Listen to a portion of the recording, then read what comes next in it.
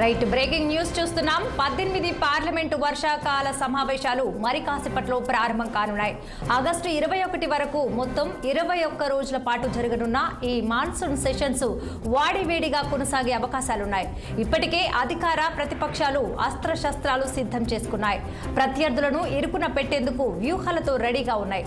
సభ సజావుగా సాగేందుకు తీసుకోవాల్సిన చర్యలపై అఖిలపక్ష సమావేశం ఏర్పాటు చేసి కేంద్రం ఇప్పటికే చర్చించింది. పహల్గామ్ ఉగ్రదాడి, ఆపరేషన్ సింధూర్ తర్వాత మొదటిసారిగా జరుగుతున్న ఉభయ సభల సమావేశాలపై ఆసక్తి నెలకొంది.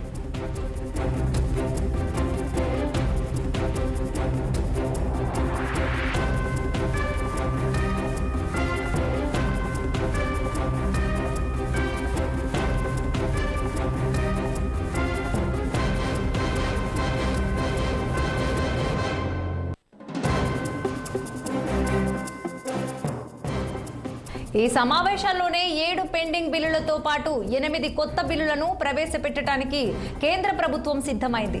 National sports governance bill, geo heritage sites, geo relics bill, mines and minerals సవరణ bill, national anti doping bill, ఇక మణిపూర్ వస్తు సేవల పన్ను బిల్లు వంటివి ఇందులో ఉన్నాయి. వీటితో పాటు ఇన్కమ్ ట్యాక్స్ 2025 బిల్లును కూడా కేంద్రం ప్రవేశపెట్టే అవకాశాలున్నాయి. అలహాబాద్ హైకోర్టు న్యాయమూర్తి జస్టిస్ యశ్వంత్ వర్మ అభిశంసించారు. తీర్మానం కూడా ముందుకు రానుంది.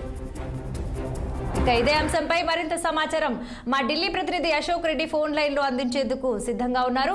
చెప్పండి అశోక్, పార్లమెంట్ మాన్సూన్ సెషన్ నేపథ్యంలో అధికార ప్రతిపక్షాల వ్యూహాలేంటి? పార్లమెంటు సమావేశాలు ఈ రోజు నుంచి మొదలయ్యాయి. ఈ రోజు నుంచి ఆగస్టు 21 దాదాపు 2 రోజుల పాటు ఈ సమావేశాలు జరగబోతున్నాయి.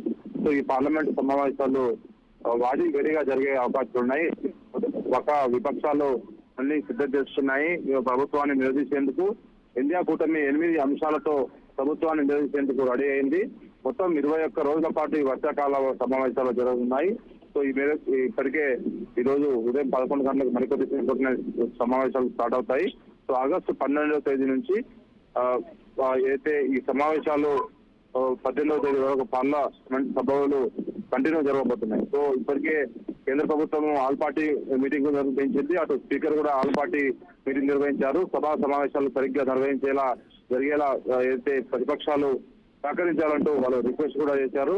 ఓవరాల్ గా ఈ సమావేశంలో అనేక బిల్లుల పైన కూడా చర్చకు వచ్చే అవకాశం ఉంది. కొన్ని బిల్లులు కూడా ప్రవేశపెట్టే అవకాశాలు ఉంది. ప్రభుత్వము చాలా వరకు పెండింగ్ లో ఉన్నాయి.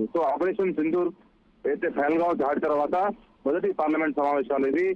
గతంలోనే ఈ ఆపరేషన్ సింధూర్ పహల్గామ్ దాడి ఘటనకు చర్చ జరపాలంటూ పార్లమెంట్ సమావేశాలు ప్రత్యేకంగా జరపాలంటూ విపక్షాలు డిమాండ్ చేశాయి. కానీ ప్రభుత్వం నిర్వహించలేదు. ఈ పార్లమెంట్ సమావేశాల్లో ఈ దాడి ఘటన, ఆపరేషన్ సింధూర్ చేసిన తర్వాత దాని నిలిపివేత, ట్రంప్ స్టేట్మెంట్, ఇవన్నీ వీటిపైన విపక్షాలు ప్రధానంగా చర్చకు డిమాండ్ చేసే అవకాశం ఉంది. ప్రధాని డిమాండ్ చేసే అవకాశం ఉంది. ఓవరాల్ గా దీనిపైన మరికొద్ది సేపట్లోనే పార్లమెంట్ సమావేశాలు స్టార్ట్ అవుతాయి. కాబట్టి ఎలా విపక్షాలు ముందుకెళ్తాయని మనం వేచుకోవాల్సిన అవసరం ఉంది. మరోపక్క పార్లమెంట్ సమావేశాలను ఉద్దేశించి నరేంద్ర మోడీ కూడా ప్రధాని మాట్లాడారు. అయితే వర్షాకాల సమావేశాలు ఫలప్రదంగా జరగాలని కోరుకుంటున్నాను. దేశవ్యాప్తంగా విస్తారంగా వర్షాలు పడుతున్నాయి. దీంతో రైతులు ఎంతో లాభదాయకంగా అన్నారు. అన్నదాతలు జీవితాలు, ఆర్థిక వ్యవస్థలు వర్షాలపైనే ఆధారపడి ఉన్నాయని ఆయన కామెంట్ చేశారు. అయితే అంతరిక్షంలో కొత్త చరిత్ర సృష్టించారంటూ కూడా వాళ్ళు పేర్కొన్నారు. భారత సైనిక పాఠవాలను శుక్ల రూపంలో ప్రపంచ దేశాలు ప్రత్యక్షంగా చూశాయని కూడా ఆయన కొనియాడారు. ఆపరేషన్ సింధూర్ భారత సైన్యం తమ 100% లక్ష్యాలను పూర్తి చేసినట్టు కూడా ఆయన మాట్లాడారు. మన సత్తా ఏంటో ప్రపంచ దేశానికి తెలిసిందని, కేవలం 22 నిమిషాల్లోనే శత్రు స్థావరాలపై మన సైన్యం ధ్వంసం చేసినట్టు కూడా ఆయన మీడియాతో మాట్లాడారు.